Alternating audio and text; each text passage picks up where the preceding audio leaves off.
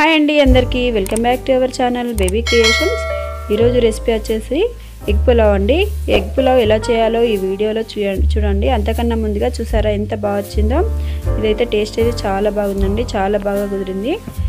చూడండి ఈ వీడియోలో చూసినట్టుగా ఒకసారి ట్రై చేసి చూడండి, తప్పకుండా మీ అందరికీ నచ్చుతుంది। టేస్ట్ అయితే అదిరిపోతుందండి। అలాగే ఇది చికెన్ బిర్యానీ అంత టేస్ట్ అయితే ఉంటుందండి। తప్పకుండా ఎలా చేయాలో ఈ వీడియోలో చూసి ఒక్కసారి చేసి ట్రై చేయండి। ముందుగా మనం బాస్మతి రైస్ కడిగి పక్కన పెట్టేసుకోవాలి। అలాగే పచ్చిమిర్చి ఆనియన్స్ అయితే కట్ చేసుకొని పెట్టుకోవాలి। ఆనియన్స్ మీడియం సైజు ఉన్నాయి, 2 తీసుకుంటే సరిపోతుందండి। ఇక్కడ నేనైతే కుండలో చేసుకుంటున్నానండి ఈ చికెన్ పులావ్।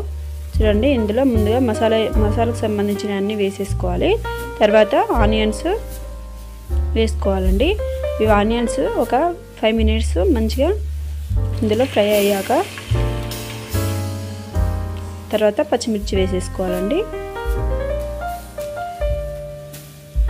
చూడండి ఇలా వేసుకొని ఒక 10 మినిట్స్ ఆనియన్స్ బాగా లైట్ బ్రౌన్ కలర్ వచ్చే వరకు ఫ్రై కానివ్వాలండి। తర్వాత ఇందులో కొంచెం అల్లం వెల్లుల్లి పేస్ట్ వేసుకొని మరొకసారి బాగా కలుపుకోవాలండి। తర్వాత ఇందులోకి చిటికెడు పసుపు వేసుకోవాలండి। తర్వాత రుచికి తగినట్టుగా కారం వేసుకోవాలి। చూడండి నేనైతే ఇక్కడ కారం మనం ఎలా తింటామో దాన్ని బట్టి మనం కారం అయితే వేసేసుకోవాలండి। తర్వాత రుచికి తగినట్టుగా సాల్ట్ కూడా వేసుకోవాలి।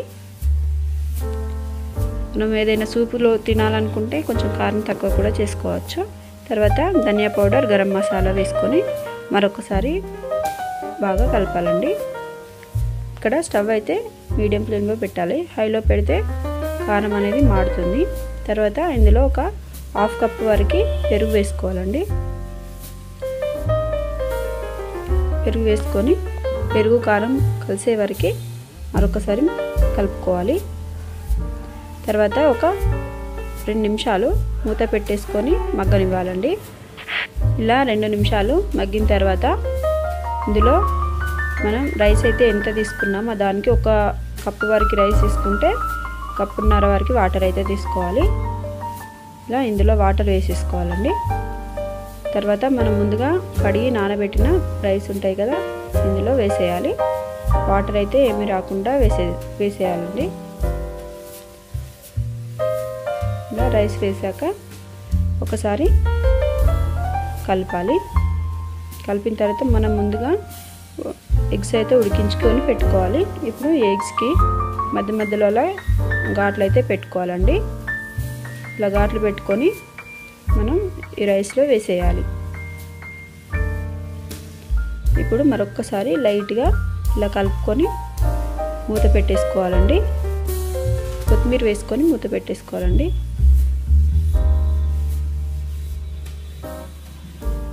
అంతేనండి, మనకు ఒక 15 మినిట్స్ లోపు రైస్ అయితే రెడీ అయిపోతుంది। ఇక్కడ చూసారా ఎంత వేడివేడిగా చాలా టేస్టీగా ఇలా ఉడికిపోయిందండి। రైస్ అయితే చాలా బాగుందండి, టేస్ట్ అయితే తప్పకుండా ట్రై చేయండి, చాలా బాగుంటుందండి। ఇంట్లో ఏమి కర్రీస్ లేనప్పుడు ఇలా ఒకసారి ట్రై చేయండి, చాలా బాగా వస్తుందండి। అలాగే మన ఛానల్ ఎవరైనా ఫస్ట్ టైం చూస్తున్నట్లయితే తప్పకుండా సబ్స్క్రైబ్ చేసుకోండి। ఈ వీడియో నచ్చినట్లయితే ఒక చిన్న లైక్ అయితే ఇవ్వండి।